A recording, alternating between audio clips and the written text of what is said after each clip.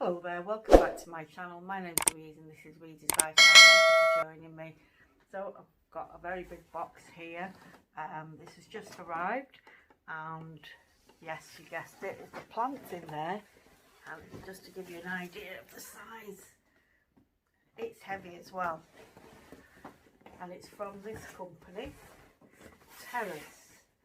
So I've never ordered from them before. Hoping the plant's in good condition. Actually paid a bit extra for it to be delivered overnight. £11 I think I paid for overnight delivery. There were similar plants available from different sources, but they were stating that delivery would be at the end of April. I thought I don't want to wait that long, you know, for my plants. So let's get to opening it. I'll just set it down. I've got it on a little stool just so that you could see. I'll set it down and then just get to open it. Oh, there's some staples at the top, so I'm just going to prise those open. I'll pause the camera for a minute. Right, so it's out of the packaging. Let's lift it up. It's quite heavy. There's the pot wrapped up in there. And let's see what I have. And this is a Yuzu Citrus Juno. Close up of the label.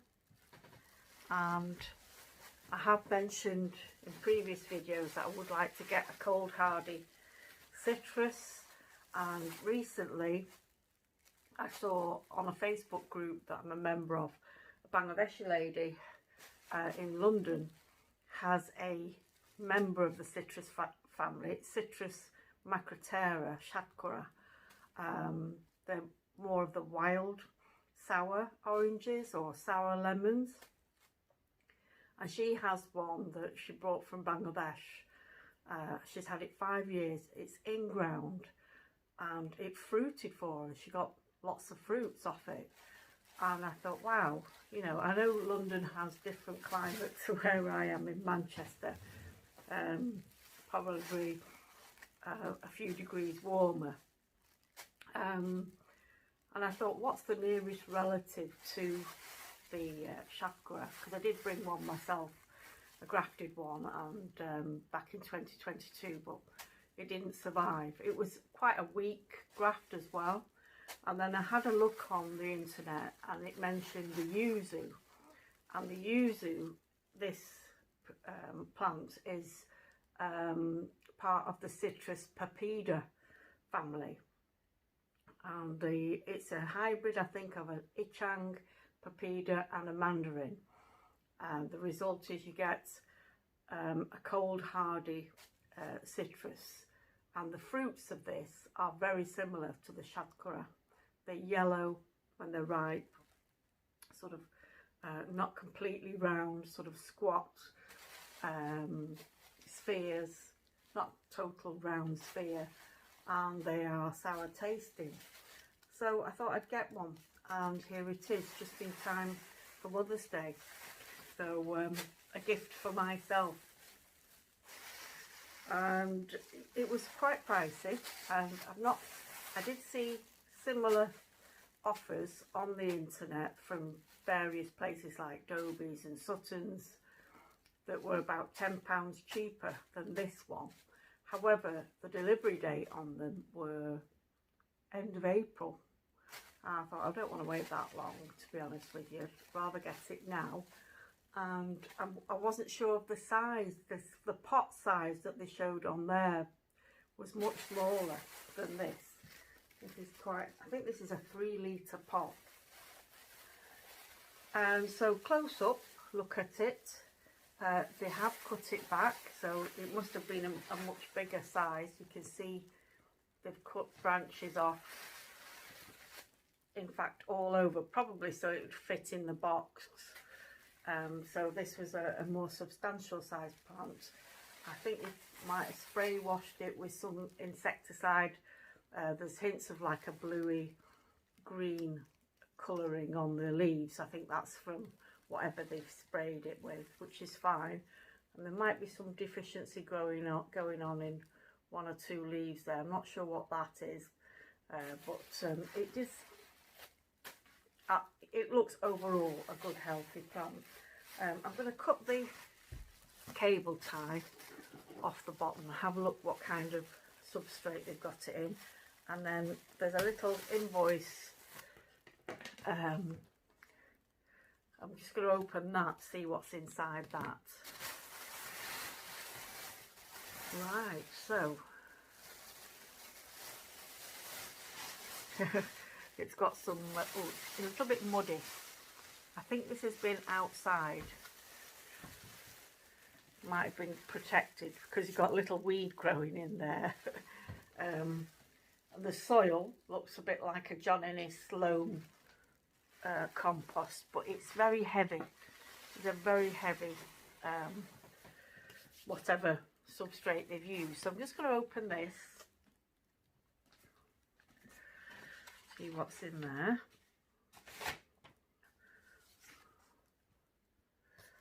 Terrace, so I've not used them before. I think that's, yeah, that's just the invoice telling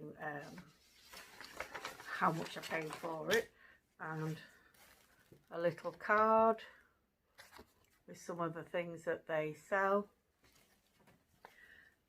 Planting care, so I'll just have a look at that. So receiving and planting. Having received your plant, unpack immediately, place in a sunny spot and shelter from very cold winds and temperatures which regularly go below 4 degrees Celsius. When the tree has acclimatized to UK conditions, usually 1 complete year, it will withstand lower temperatures. So it says I won't need to repot it for at least the first year, and after that we suggest that a pot of 10 to 12 litre capacity is chosen. It should have very good drainage holes.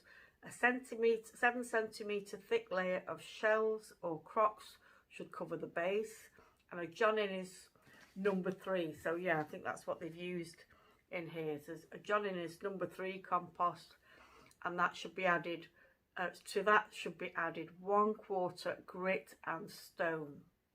And repotting should be carried out between mid-March and mid-April, so I don't need to repot this at all.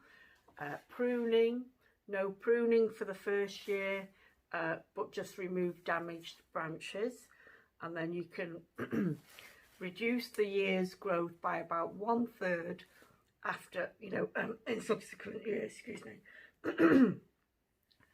And that will maintain the tree in good rounded shape and allow fruit buds to form. Yeah, so comprehensive sort of guide on receiving, planting, pruning, watering and feeding. What does it say about feeding? The feeding of citrus in pots is very important, but must not be carried out during the winter months when root growth has ceased. So no feeding for the time being. So even though it's got some trace of some deficiency on that leaf there, I'll leave it until the warmer weather starts. And then it says we recommend you apply a small handful of pelleted fertilizer every 8 weeks throughout the summer, or any proprietary branded citrus feed can be used.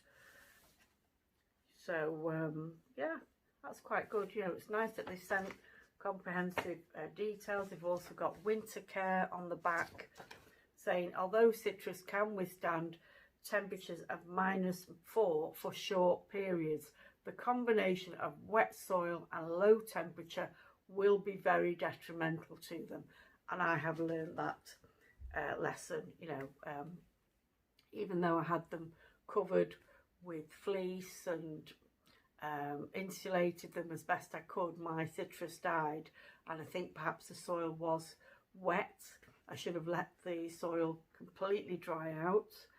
That's what it says. Keep the soil on the dry side. If a suitable unheated glass house or well-lit shed is available, then this should be used only after mid-November at the earliest, and only up till mid-March. So if I had this overwintered in a shed or whatever, I would be bringing it out of that now. And the plant should be brought out into the open once the temperature reaches above 5 degrees regularly.